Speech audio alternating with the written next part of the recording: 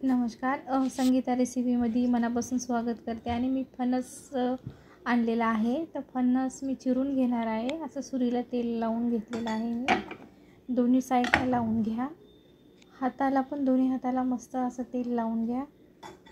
आणि हे फणस कसं चिरायचं याचा वेगळा व्हिडिओ बनवणारच आहे मी. हे खूप मेहनतीचं काम आहे, पण मी आता सध्या दाखवते तुम्हाला. असं दोन्ही हाताला लावून घेतले मी, छोटे छोटे तुकडे करून घेतले.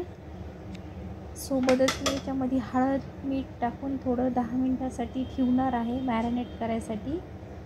त्याच्यानंतर मी तेलामध्ये डीप फ्राय करून घेणार आहे, थोडंसं तळून घेणार आहे हलकं. पद्धतशीर लागलं पाहिजे हे मीठ चौकून.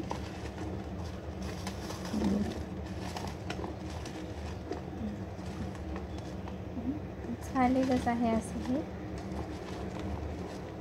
तेल टाकले मी कढईमध्ये तपवायसाठी. ते तेल गरम होत आहे. तेल गरम झाले की याला तळून घेणार आहे मी.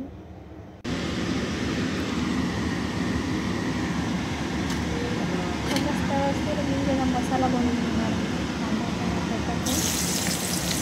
थोडंसं तेल दिले मला डीप फ्राय करून घ्यायचं. डीप फ्राय करून दिले की ते शिजायला जास्त वेळ लागत नाही आणि त्याची चव पण खूप छान होते.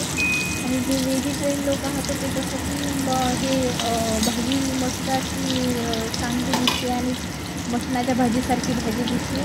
खूप छान होते चवीला. ट्राय करू शकता तुम्ही.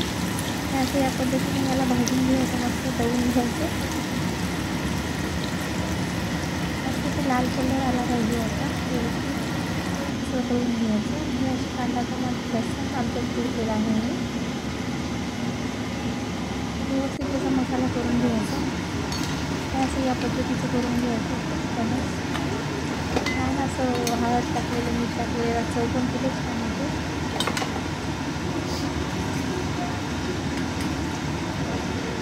आणि दिसायला खूप मोठं दिसते, पण भाजी जी थोडी छोटी त्यासाठी थोडं एक्स्ट्रा घेऊन द्या. ते राहिलेल्या तेलामध्ये तुम्ही असं याच्यामध्ये मसाला करू शकता. कांदा अद्रक लसूण हे सगळं असं मला भाजून घेणार आहे. व्यवस्थित लाल कलर हे त्याला भाजायचा आहे आपल्याला. कांदा लाल झाला पाहिजे.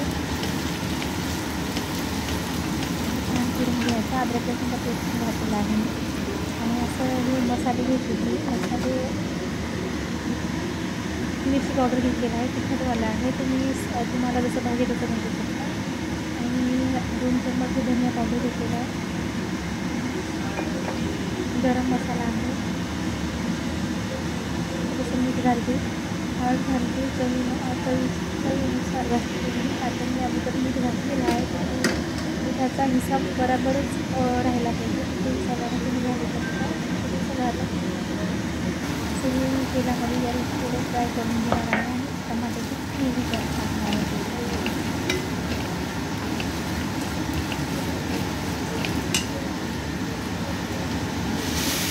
टमाटर मिक्सर करून घ्यायचं. कांदा चिरून घेतलं तर चालतं. आमच्या कढईला तेल सोडलं की मसाला भाजलेला खूप छान आपला असं तयार आहे.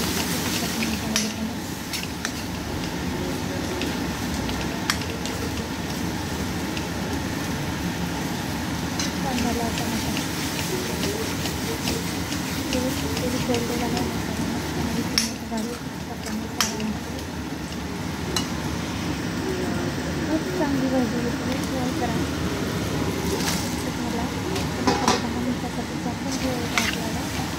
थोडंसं पाणी टाकायचं, जास्त नाही. तुम्ही रस्स्याची भाजी करू शकता किंवा तुम्ही खिचडी करू शकता. 10 मिनिटं आता पाणी टाकून थोडंसं पाणी टाकून शिजवायला ठेवायचं आहे. बघू शकता असे 10 मिनिटं झालेले आहेत. भाजी तयार आहे.